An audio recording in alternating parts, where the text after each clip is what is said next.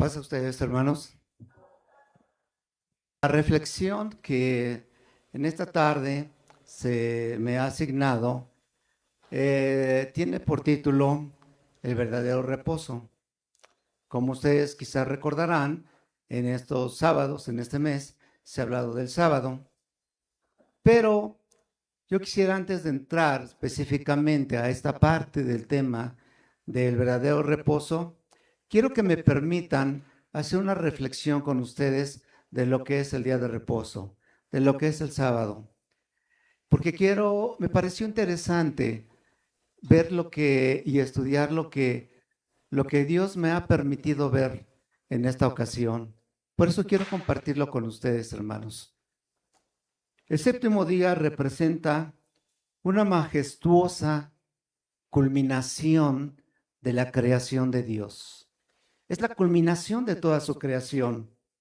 En los 6 días anteriores, Dios creó las expansiones, los cielos, la tierra, el mar, pero juntamente con ellos creó todo lo que iba a poblar esta inmensidad de su creación: aves, animales terrestres y sobre todo el ser humano. Génesis 2:12 nos dice: y acabó Dios en el día séptimo la obra que hizo, y reposó el día séptimo de la obra que hizo. Y esta ubicación que da la palabra de Dios del día séptimo es la ubicación de una culminación de una creación. Esta ubicación del día séptimo es una línea divisoria entre un antes y un después. Entre un antes donde Dios crea todas las cosas y un después donde se celebra y se inaugura la historia de la humanidad. ¿Y por qué digo que se celebra la historia o el nacimiento de la historia de la humanidad? Porque ustedes saben, conocen que en versos anteriores, cuando dice la palabra de Dios que era el sexto día, Dios crea al hombre, y Dios crea al hombre a su imagen y semejanza. Y dice la palabra de Dios que en cada uno de los días en el que nos narra de la creación, nos dice que es la tarde y el día del día 1, la tarde y el día del día 2, y así nos lleva hasta el sexto día, cuando crea al ser humano y otras cosas que crea, y es la creación finalizada de Dios en el ser humano. Pero aquí dice la palabra de Dios que la tarde y la mañana del día sexto. ¿Y qué es lo que sigue, hermanos? ¿El día qué? El día séptimo. Y la palabra de Dios, lo primero que veo es que no dice: y crea Dios el séptimo día, y fue la tarde y la mañana del séptimo día. ¿Dice así? No. Dice Dios que reposó en el séptimo día. No es un día como los anteriores.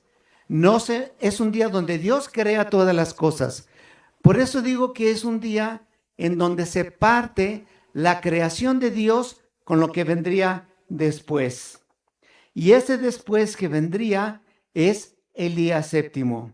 Es el día en donde Adán pudo vivirlo por primera vez.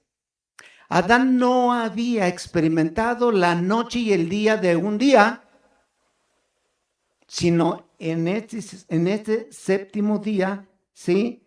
Suponemos también que Adán no trabajó, porque Dios crea al hombre y a la mujer el sexto día, pero el séptimo día, Dios reposó el séptimo día.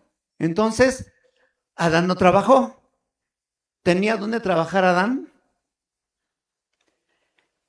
¿Qué creó Dios en los días anteriores? ¿Qué nos narra el capítulo Dios? Que Dios creó un huerto para que Adán, las primeras criaturas, Adán y Eva, lo trabajaran. Pero en este momento, cuando Dios crea la primera pareja, no les dice que trabajen la tierra.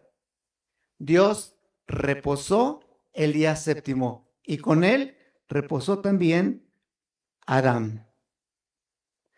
Y quiero leerles lo que dice Génesis 52, Génesis 5, verso 2, en la Nueva Versión Internacional dice, los creó hombre y mujer y los bendijo. El día que fueron creados los llamó seres humanos.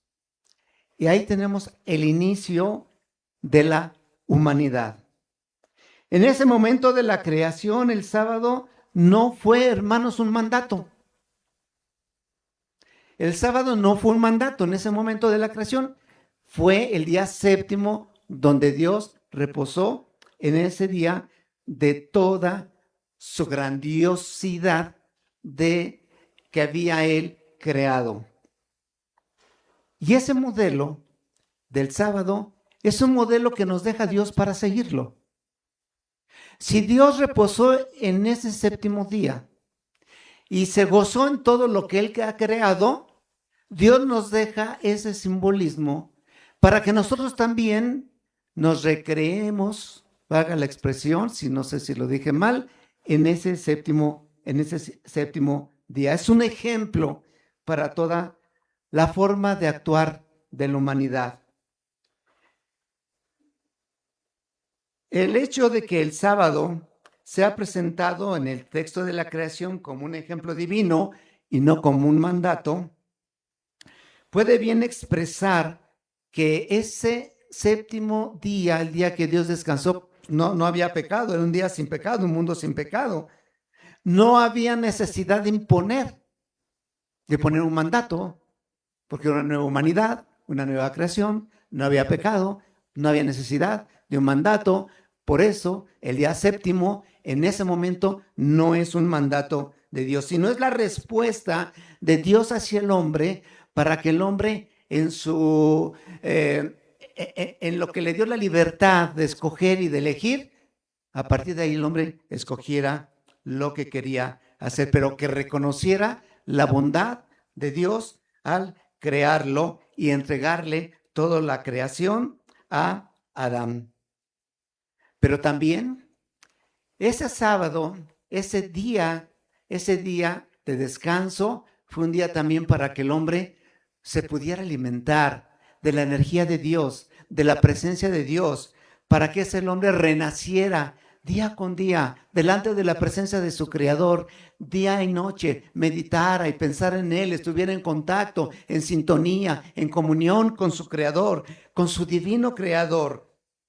Pero así como en aquel tiempo Adán tenía que, valga la expresión, que gozarse y nutrirse de la divinidad de Dios, así también en la actualidad nos da nuestro Dios el séptimo día para nutrirnos de la experiencia de la presencia de Dios, de la experiencia de que Dios esté y de palpar y de sentir la presencia de Dios en nuestra vida ese día séptimo.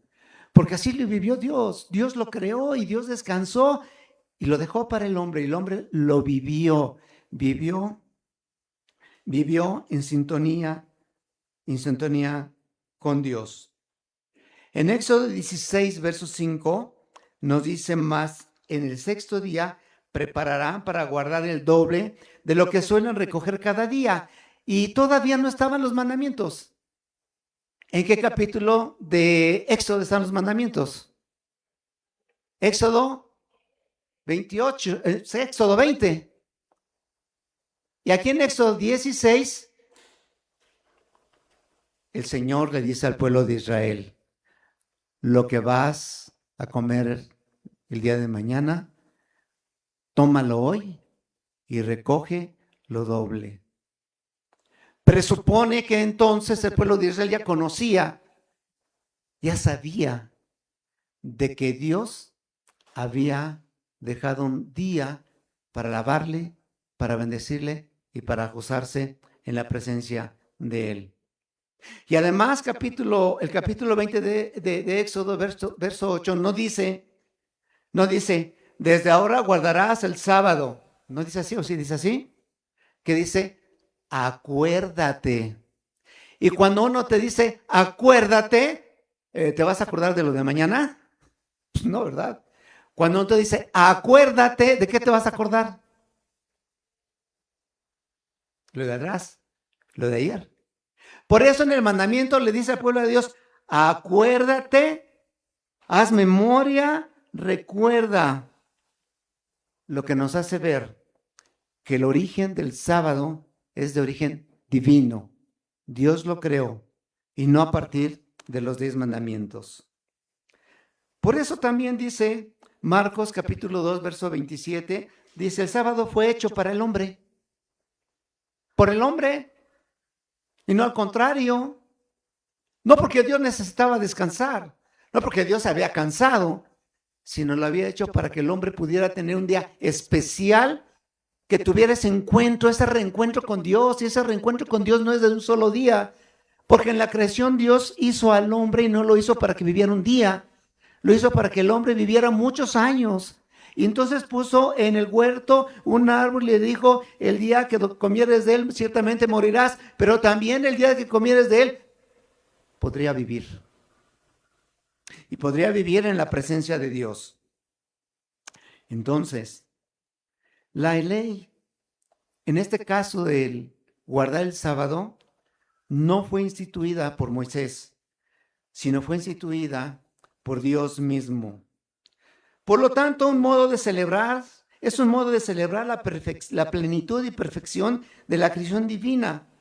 ¿Y cómo la celebramos nosotros en la actualidad? Descansando este día, como si toda la obra fuera hecha. ¿Qué pasó en la creación? En la creación, en el sexto día, Dios se regocijó y dijo, todo está bueno en gran manera de toda la creación que había hecho. Entonces, para nosotros es regocijarnos de todo lo que Dios ha creado y ha hecho. Pero el sábado no es la terminación de algo, porque nosotros trabajamos 6 días, y en 6 días, ¿qué hacemos? El viernes, ¿qué decimos? Los que trabajamos, bueno, yo no trabajo, ¿verdad? Pero nada más en el hogar. Pero a los 6 días, ¿qué hacemos? Ya terminó todo mi trabajo y ya ahora sí a descansar. El día séptimo, ¿así le hacemos? Así queda nuestro espíritu, así queda nuestro corazón, nuestro ser. ¿O cómo queda el sexto día? Y además, bueno, nada más me pasa a mí, no terminé lo que tenía que terminar, ¿no? ¿Sí? No terminé el sexto día. Pero Dios me dice, aunque tú no te hayas terminado, busca esa complementariedad, esa plenitud, pues en el séptimo día. Porque por más que te esfuerces cada semana, no vas a lograr trabajar todo lo que tú te propusiste. Ni aunque hagas tu quehacer en la casa. ¿Verdad, hermanas, que el quehacer aparece todos los días? Entonces, ni eso. Entonces, vive en plenitud el séptimo día. Por eso toma en cuenta que debes de descansar el sábado como si toda tu obra fuera terminada.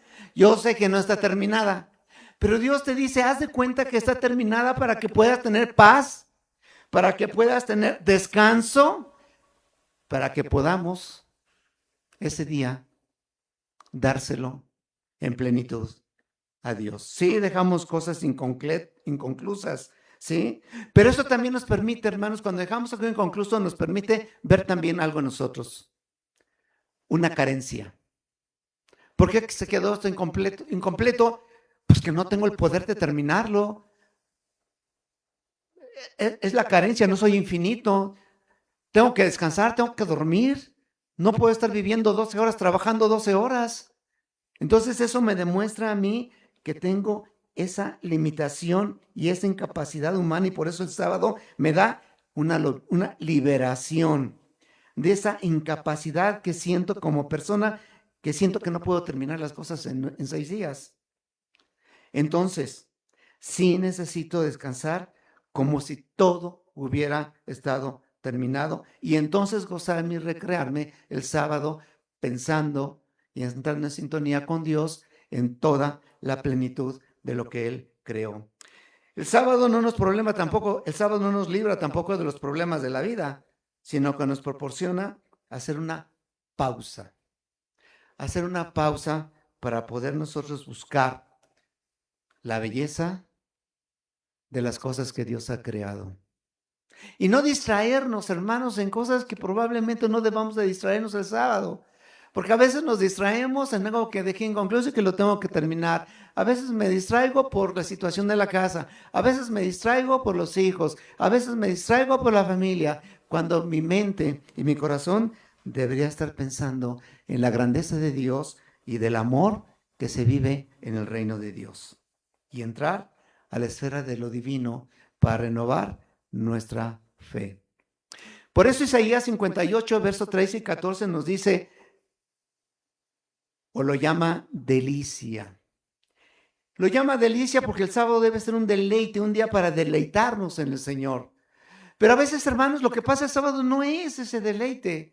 No es un día en que nos estemos deleitando, porque a veces desde la mañana nos levantamos con cara de enojado, como que no dormimos bien, como que algo me está pesando, como que el trabajo de los 7 días o de los 6 días anteriores me está pesando. Pues sí, entonces debes de reflexionar tus limitaciones, que no puedes por ti solo, que necesitas de Dios, que necesitas que Dios te dé esa fuerza que necesitas, y para eso es el día sábado, para que tú puedas dejar en Dios tus cargas y te fortalezcas espiritualmente y deleitarte, como dice Isaías, y buscar entonces el que ese día sea un deleite y gozar de la comunión con Dios. Pero también que ese día podamos, hermanos, gozar de la comunión de nuestra iglesia, de la comunión con los niños. Si me escuchan decirle a sus hijitas, a sus hijitos, mi hijo, mi amor, es porque me gusta decirles así, porque los quiero mucho.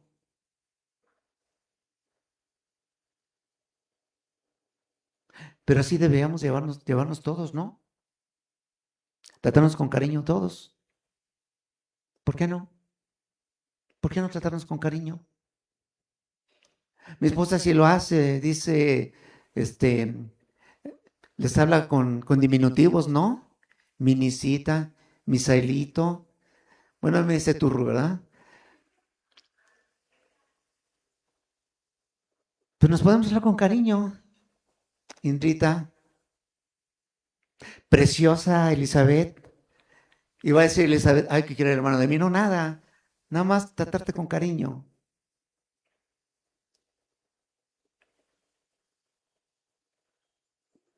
Qué hermoso vienes, Iván Valle. Qué hermoso vienes. Iván no puede decir, ay, el hermano. ¿Por qué no nos tratamos con cariño? A ver, es lo que yo no logro explicarme, hermanos. Porque no, nos estamos viendo a veces como enemigos. ¿Sí o no? No somos enemigos, hermanos. No somos enemigos. Somos hijos de Dios. Y esto nos debe quedar muy claro, porque si no, no vamos a poder disfrutar del sábado. Si nos estamos viendo con enojo, si nos estamos viendo sin querernos hablar, si nos estamos viendo rehuyéndonos, tomando por acá en lugar de tomar por acá para no toparme contigo. Así no se guarda el sábado, hermanos. Así no enseña Dios que guardemos el sábado. Eso no es lo que quiere Dios. Y por eso he querido hacer esta pequeña reflexión antes de entrar al tema. Bueno, que es una gran introducción. Porque debemos nosotros, hermanos, de valorar que el sábado nos capacita, hermanos, a nosotros, ¿sí? Para poderlo vivir, para poder encontrar placer en el sábado. Sin el yugo que se le suele algunas actitudes o situaciones o vivencias o relaciones que tenemos. Tenemos que renovar nuestra fe en el Creador, para eso es el sábado. Para que nuestro Salvador, nuestro Señor Jesús traiga descanso a nuestras fatigadas vidas. Y como resultado, entonces el sábado ya no será una carga. Y será entonces una bendición. Ya no sería un día de tedio, un día de tengo que ir, un día de que ay, tengo que levantarme tan temprano, ay, un día en que voy a comer, un día, ay, no quiero comer comida fría, un día, no. El sábado debe ser, eso es mi yo, eso es lo que yo quiero, lo que deseo. Pero ¿qué es lo que desea Dios? que vivamos en armonía, que vivamos sintiendo que este es un lugar de gozo, de alegría. Dice la palabra de Dios que debemos amar al Señor del sábado. ¿Quién es el Señor del sábado? Dice la palabra de Dios. Jesús mismo dijo, el Hijo del Hombre es el Señor del sábado. Hubo un hombre, y me gustó esto que encontré, en la segunda mitad del siglo IV, un hombre, un teólogo, que hablando del día séptimo y de la creación, decía él, lo que acababa yo de decir hace rato, que fue la tarde y la mañana del día sexto. Pero a mencionar el séptimo día, él dice, todos esos días fueron una mañana y una tarde, pero el séptimo día no tuvo mañana y no tuvo atardecer. ¿Por qué no tuvo mañana ni atardecer el séptimo día? El sábado de Dios. Dice este pensador y le contesta a Dios, porque tú lo has santificado para que dure eternamente.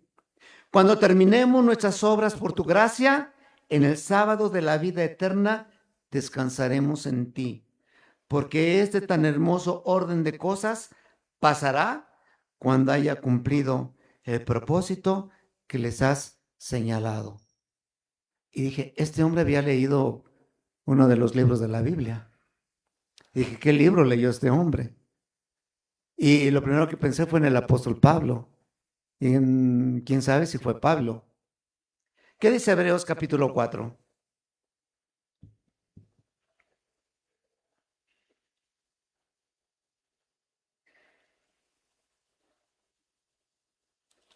Hebreos capítulo 4 dice de la siguiente manera, estamos en el Nuevo Testamento. Hebreos capítulo 4, verso número 4 dice así. Porque por cierto lugar, dijo así, del séptimo día, y reposó Dios de todas sus obras en el séptimo día. Verso 7.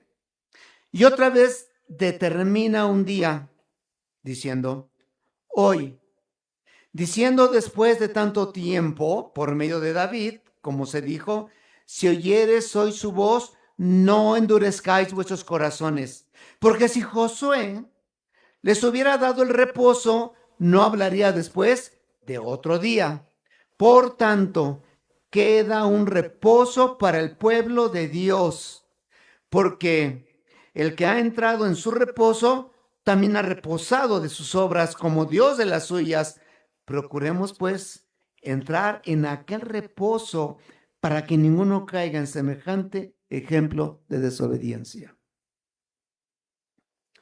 Dios hizo toda la creación en 6 días. Reposó en el séptimo día. Adán lo formó al hombre a imagen y semejanza en el sexto día. El primer día que vive Adán es el sábado. Y ese sábado de Dios, ese sábado divino, se prolonga hasta la eternidad, hermanos. Y eso es lo que habla aquí Hebreos. Que Dios nos permita, hermanos, Dios nos permita llegar a ese sábado eterno. Pero para llegar a ese sábado eterno tengo que valorar el día de reposo, el sábado que Dios instituyó desde un principio y que lo hizo para el hombre, para que el hombre se recreara en su Dios, glorificara a Dios, adorara a Dios y viviera esa comunión con Dios. Y esa comunión con Dios, ¿hasta cuándo va a ser, hermanos? Hasta el sábado eternal. Esta reflexión, hermanos, he querido hacerlas con ustedes porque debemos darle un valor a este día, hermanos. Debemos valorarlo. Debemos reflexionar este día. ¿Por qué estamos hoy aquí? ¿Para qué estamos aquí? ¿Cuál es el propósito que Dios tiene para que yo haya mirado esto y para que usted esté escuchándome? Porque a veces el sábado lo utilizamos para otras cosas, hermanos. Y ahora sí voy a iniciar con el tema. Porque el tema que me dio el hermano es, ¿cómo se llama, hermano? Ya se me perdieron las hojas. El verdadero reposo. Y para ello tenemos, ¿qué hizo Jesús el día de reposo? Lucas 4, verso 16. Vamos a tocar algunos hechos nada más que tienen que ver con el sábado y qué hizo Jesús en esos días de reposo, y vamos a tratar de sacar una enseñanza de estas lecturas bíblicas. Dice Lucas 4, verso número 16 al 21, en la Nueva Versión Internacional. Lo voy a leer, verso 16 al 21. No, 16 al 21 dice así.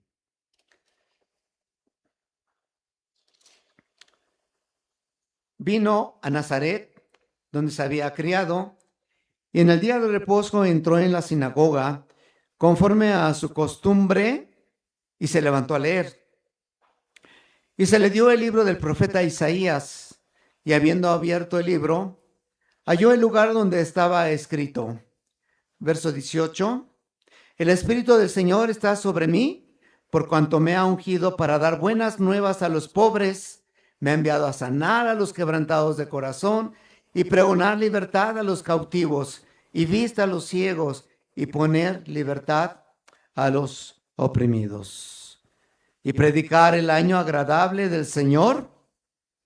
Y enrollando el libro lo dio al ministro y se sentó, y los ojos de todos en la sinagoga estaban fijos en él. Y comenzó a decirles: hoy se ha cumplido esta escritura delante de vosotros. Entonces dice esta lectura que Jesús está un día de sábado, está en la sinagoga. Y entonces, como era su costumbre, dice la palabra de Dios, y cuando hablamos de que era su costumbre, es que Jesús iba a la sinagoga todos los días de sábado. No todos los días de sábado iba Jesús. Y a Jesús se le da el libro para leer. Y él lee esta cita. Y en esta cita, entre las cosas que dice, es que vengo a traer buenas nuevas, a proclamar libertad. ¿A qué venimos nosotros el sábado? ¿Cuál es la manera en que podemos guardar el sábado? Bueno, aquí nos habla primeramente que era una costumbre de Jesús. ¿Cuántos sábados hemos faltado en reunirnos y guardar el sábado en este año? Hace muchos años, hermanos, que estaba yo de maestro de, no sé, de niños o adolescentes, no me acuerdo, pero ya saben que los niños siempre dicen la verdad, ¿verdad? O no, me pasó a mí nada más. ¿Verdad? Dices la verdad. Y le decía a un niño, el sábado estábamos en la clase, y le digo: oye, hijo, no te vi la semana pasada en la tarde, ¿por qué no viniste? Y como los niños siempre dicen la verdad, me dice el niño: es que mis papás fueron al súper el sábado en la tarde y yo fui con ellos. Digo: bueno, pues, está bien, ¿no?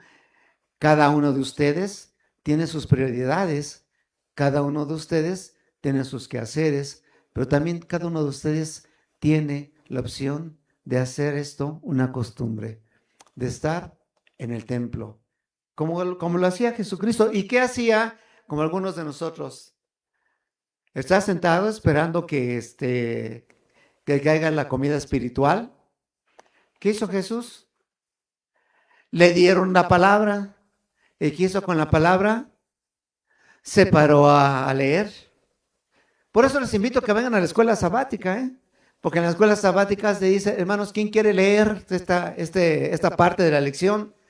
Y luego a veces andan peleando el micrófono, los 2, 3 hermanos que vienen, ¿verdad? Porque no vienen todos ustedes. Se andan peleando el micrófono. ¿Qué hacía Jesús? Le dan el libro para leer y él lee esta parte. Pero también cuando él lee, está dando un mensaje. Les está dando noticias nuevas, diferentes, que nutren su espíritu. Les está dando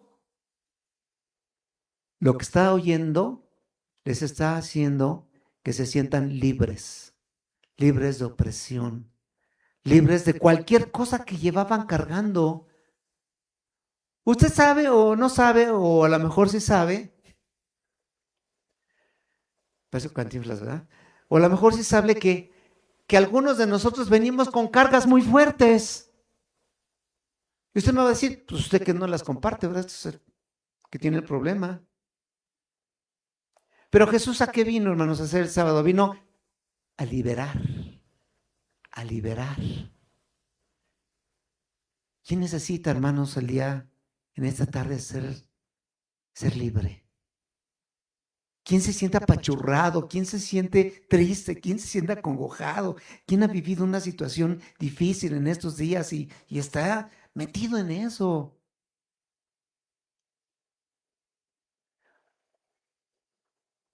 Hoy platicaba con una persona y llorando me decía, me siento mejor. Y yo dentro de mí pensé, pues claro, tú estabas cargando todo esto y necesitabas. Y en la semana me pasó lo mismo.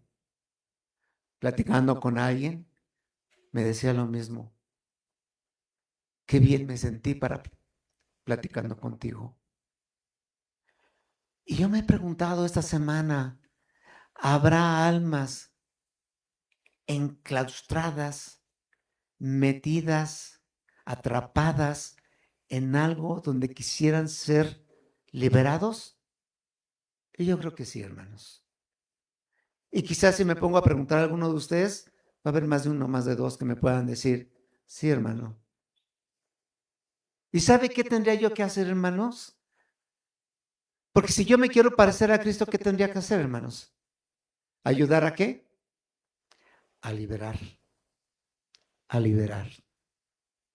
Y si usted tiene un problema, quiere sentirse libre, compártalo. Porque eso me llamó Jesús. A mí y a cada uno de nosotros, nada más a mí, para ayudar a liberar. Pero también decía, y enseñar. Y eso era en un sábado. Marcos capítulo 3. Ay, me tengo que dar prisa. Marcos capítulo 3. Dice, verso 1. Otra vez estamos en el sábado. Dice el verso 1. Otra vez entró Jesús en la sinagoga, como era su costumbre, y había ahí un hombre que tenía seca la mano. Y las echaban para ver si en el día de reposo le sanaría a fin de poderle acusarle. Y les echaban para ver si en el día de reposo les sanaría a fin de poder acusarle. Qué maldad, ¿verdad? Iban a ver si lo sonaban nada más para eso, ¿verdad? Para ver si le podían acusar. ¿Le estaban poniendo una trampa a Jesús o no?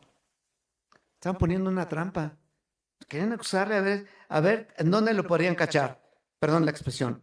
Entonces dijo al hombre que tenía la mano seca, levántate y ponte en medio. Y les dijo, ¿es lícito en los días de reposo hacer bien o hacer mal? Hermanos, contesten, ¿es bueno el día de reposo hacer bien o hacer mal? ¿Qué es bueno?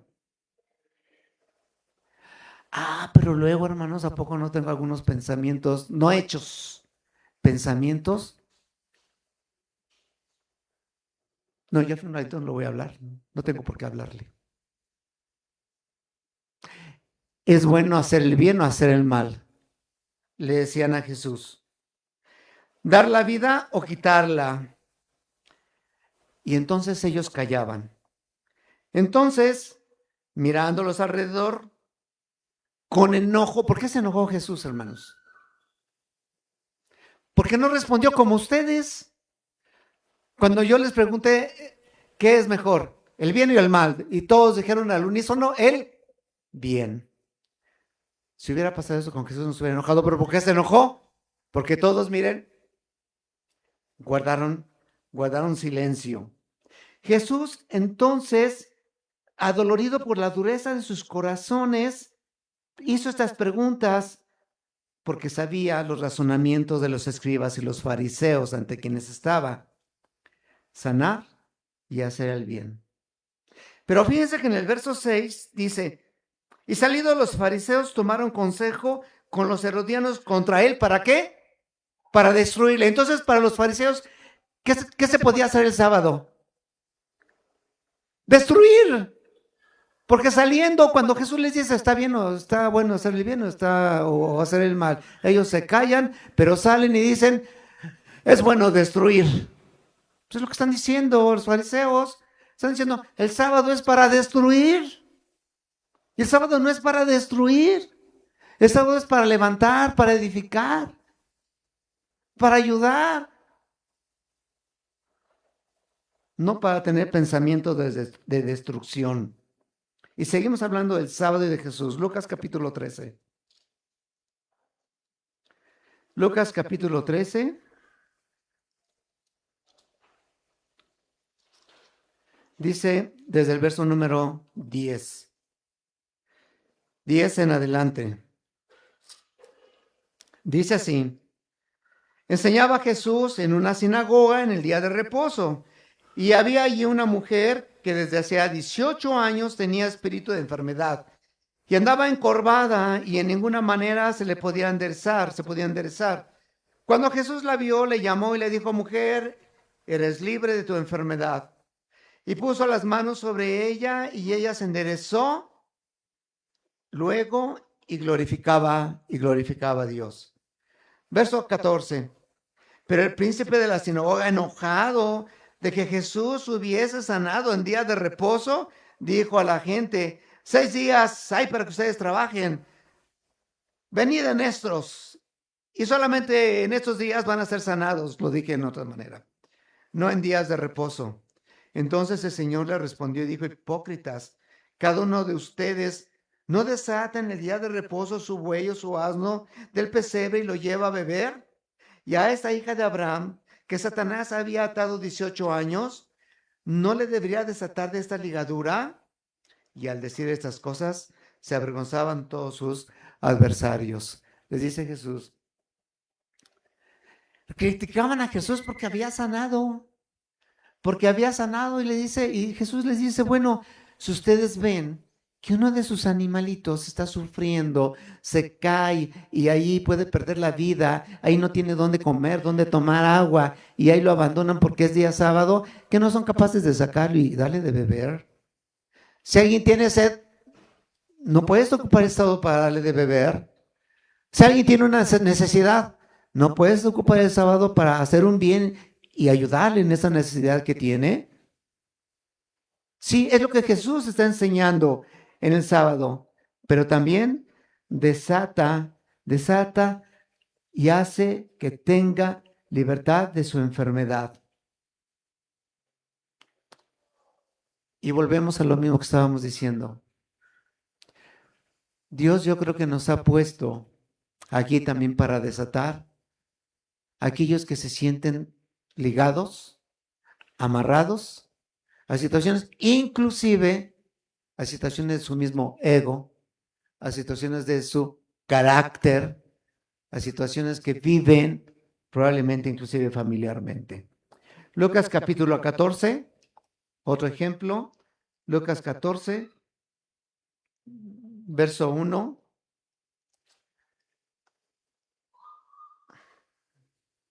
Al número 6, sí, 14 del 1 al 6 dice así.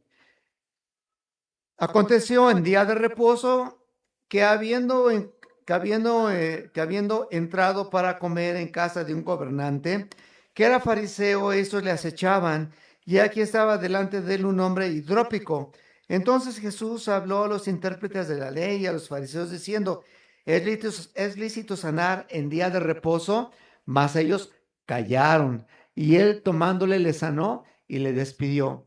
Y dirigiéndose a ellos dijo, ¿quién de vosotros, su asno o su buey cae en algún pozo, no le sacará inmediatamente, aunque sea en día de reposo? Y tampoco pudieron contestarle nada. Era un hombre muy enfermo, hermanos.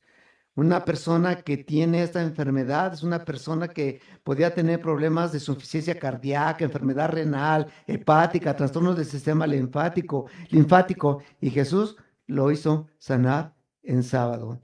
Y el verso 5, que lo voy a leer en esa traducción, dice, también les dijo, si uno de ustedes tiene un hijo o un buey que se le cae en el pozo, ¿no lo saque enseguida aunque sea sábado? Muchos de nosotros tenemos hijos. Y si vemos que un hijo está a punto de hacer algo indebido, de caer, ¿qué somos capaces de hacer por un hijo? ¿Qué somos capaces? Yo podría ser capaz de muchas cosas, hermanos. Y creo que fui capaz de hacer muchas cosas. Pero ¿qué podíamos hacer de ser capaces de hacer por un hijo? Todo. Cuando están enfermos, hermanos, tampoco no han empezado ustedes que han sido papaces. Es decir, está tan grave, está tan enfermo que, Señor, yo quisiera estar en él. ¿Por qué no? Si soy yo el que está en el hospital, ¿por qué no soy yo el que está enfermo? ¿Por qué no soy yo el que tiene este padecimiento? ¿Por qué no soy yo el que estoy sufriendo? ¿Por qué no soy yo? ¿Verdad que sí? ¿O me equivoco? Que no somos capaces por salvar a un hijo, al que está junto a mí, con el que convivo todos los días, a mi hija. No sé si les he contado esa experiencia, pero se las voy a contar. Y ya voy a ir terminando.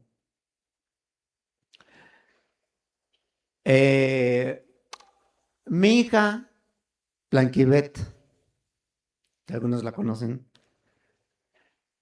ella estudió psicología, terminó su carrera y se enfocó al área de la clínica.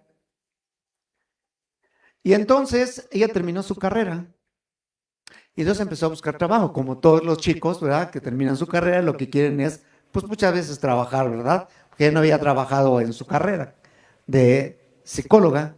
Se empezó a buscar trabajo.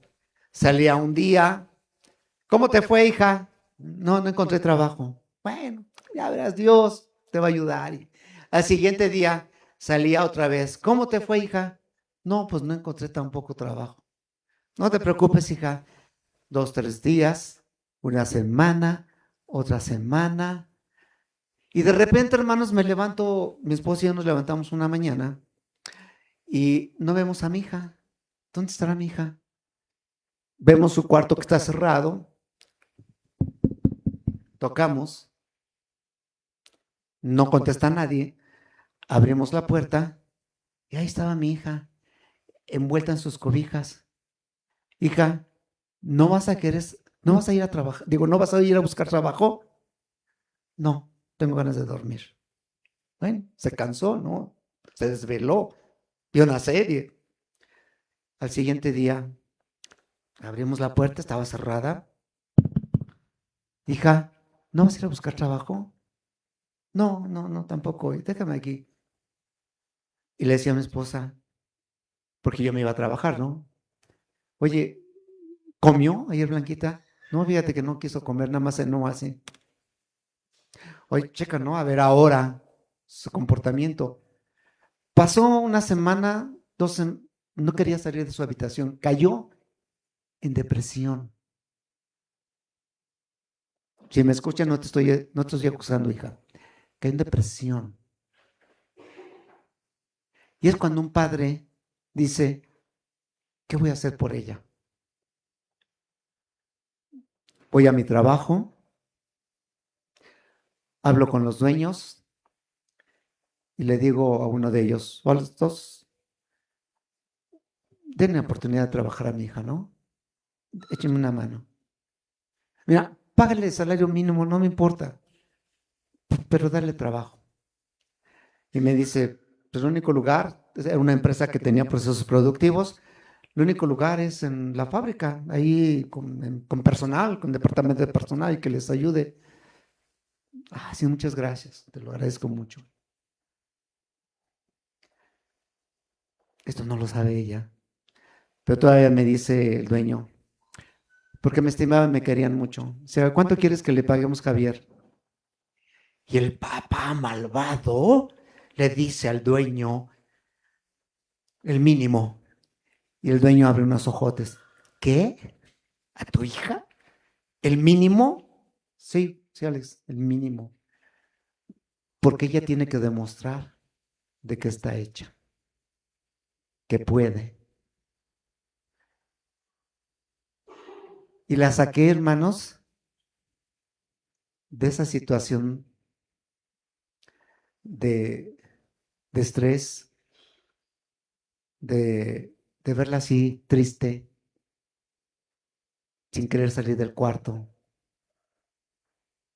Bueno, ya no les digo que soy mi hija, ¿no? Pero cuando un padre vive eso, hermanos, uno se pregunta como padre, ¿qué estoy dispuesto a hacer para darle a mi hijo, a mi hija, la salud que necesita, a desatar esa cadena que la tiene allí enclaustrada, atada a una cama, y yo como hijo de Dios, ¿qué puedo hacer? Porque no me puedo quedar sin hacer nada, menos con una hija mía.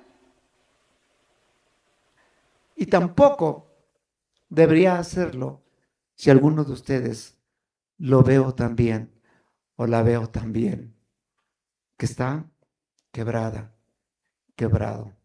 No podría, no. Platicaba con alguien en estos días, ya sé con quién platicaba. Le digo, no te preocupes, hijo, ya me he vuelto muy llorón también. Y fíjate a esta edad. El apóstol Pablo no habla mucho del sábado, pero sí nos dice que él guardaba también el sábado. En Hechos capítulo 18, verso 1 y verso 4 dice, después de estas cosas, Pablo salió de Atenas, se fue a Corinto y discutía en la sinagoga todos los días de reposo y persuadía a judíos y a griegos. Pablo predicaba en los días de reposo, utilizaba el sábado como una oportunidad para anunciar el evangelio de Cristo. ¿Cómo debo guardar el sábado? ¿Cuál es el verdadero reposo? El verdadero reposo, hermanos, para resumir, es cuando usted viene, no como una costumbre, no porque, tengo que ir. Y cuando usted viene, no cuando está, decía por ahí un hermano, pues yo nada más voy al amén y me voy. No, cuando usted guarda el día de reposo, tarde y mañana, como Dios lo dejó instituido. Y Dios lo guardó y le dio esa grandeza que tiene el día de reposo. Jesús recibió el libro de Isaías y empezó a enseñar. Y yo me pregunto, ¿todos ustedes, hermanos, tienen la capacidad de enseñar? Y yo creo que sí, hermanos. A niños, a jóvenes, adolescentes, a adultos, a hermanas, a hermanos. Yo creo que todos tenemos capacidad de enseñar. Quizá a veces no se nos abren las puertas y quizá nosotros no hemos tocado la puerta. Pero todos tenemos capacidad de enseñar. ¿Qué hacía Jesús el sábado? ¿Cómo? ¿Cuál es el verdadero reposo? Cuando nosotros enseñamos. ¿Han actuado con misericordia, hermanos, en el día de reposo con los hermanos? ¿O hemos actuado con resentimiento, con recelo, con enojo? Y no hemos actuado con misericordia, pensando que yo soy el mejor o yo soy bueno y los demás no son buenos o tan buenos como yo. Eso es no tener misericordia. Misericordia es dolerse del dolor ajeno. Misericordia, hermanos, es sentir lo que el otro siente. Misericordia, hermanos, es compasión por los que sufren, que nos debe impulsar a ayudarles y aliviarles. ¿Así actuamos, hermanos? El sábado. El sábado, hermanos, es un día en que nosotros hemos sentido la presencia de Dios y me he recreado espiritualmente, o he encontrado la dureza de corazón en algún hermano y yo le he tratado de ayudar para que pueda vivir el sábado de una manera en que espiritualmente se entrega al Señor. ¿Qué he hecho por algún hermano que no está viviendo bien? ¿No me interesa? ¿Dejo que se pierda? Porque eso no es lo que hizo Jesús. Eso me molestó cuando no supieron decirle lo que estaba bueno, lo que estaba bien y lo que estaba mal. ¿Habrá alguien, hermanos de ustedes, con ataduras que no le permiten guardar el sábado, vivir a Cristo? Usted lo sabe, yo nada más lanzo la pregunta. Si su hijo, su esposa, su esposo está en peligro, ¿qué va a hacer? Ah, no, es que es sábado y el sábado no. El sábado puede hacer mucho por ellos también. No porque sea sábado no va a hacer algo por ellos. Y orar por ellos. Muchas veces, hermanos, y perdón, no es una crítica, pero a veces oramos y hay grupos de oración y oramos por las necesidades de una persona, de un grupo de personas, etcétera. Pero hace muchos años, hermanos, hace muchos años, quienes vienen de esa forma de llevar a cabo un culto, ¿sí? Se hacía una especie de corte, por decirlo de alguna manera, del culto, después de las alabanzas, y se llamaba un acercamiento, se llamaba buscar a Dios a través de la oración. Y muchas veces orábamos el uno por el otro, y a veces nos veníamos al altar, el orar el uno por el otro. Y le preguntaba al hermano, a la hermana, ¿por qué quieres que ore por ti? Porque era el momento, porque es el momento en el culto. No nada más venir a cantar y qué bueno que lo hacemos con alegría, qué bueno que lo hacemos. Pero también venimos a orar a Dios. También venimos a ver a quién puedo ayudar con mi oración en lo personal, uno a uno. Yo no digo que no esté bien orar en grupo, pero es mejor cuando yo le digo a alguien, la palabra de Dios no dice que debemos orar unos por otros o me equivoco en eso en otro lado. No, ¿verdad? Dice aquí que debemos orar unos por otros. Entonces, hermanos, no tenemos esa costumbre. ¿Hay algún hermano de ustedes enfermo físico o espiritualmente que necesite que oremos o que alguien ore por usted? Y lo último, pregunta. En el manual de la iglesia, en la nueva iglesia, nos habla de restauración. Nos habla de que todos los líderes, todos los que tenemos algún ministerio, debemos restaurar a quien lo necesita. Todos los que tienen un ministerio, debemos restaurar a quien lo necesita. El consejo de ancianos, el pastor y el pastor adjunto deben restaurar a quien lo necesita. Y yo me pregunto, ¿ese es el trabajo que hacemos cada semana? Los que somos líderes de esta congregación, de buscar la restauración de cada uno de los congregantes. Y no me diga que no sabe o que no sabe quién tiene la necesidad de restauración. Nos conocemos, hermanos. Pero solamente es que quitemos esa barrera y podamos nosotros restaurar a quien lo necesite. Es lo que estaba haciendo Jesús, ¿o no? ¿No lo estaba haciendo? ¿No restauraba? ¿No daba sanidad? ¿No daba salud? Pues es lo que estaba haciendo, restaurar la salud, restaurar de la enfermedad, restaurar de la esclavitud y dar libertad. Es lo que estaba haciendo Jesús.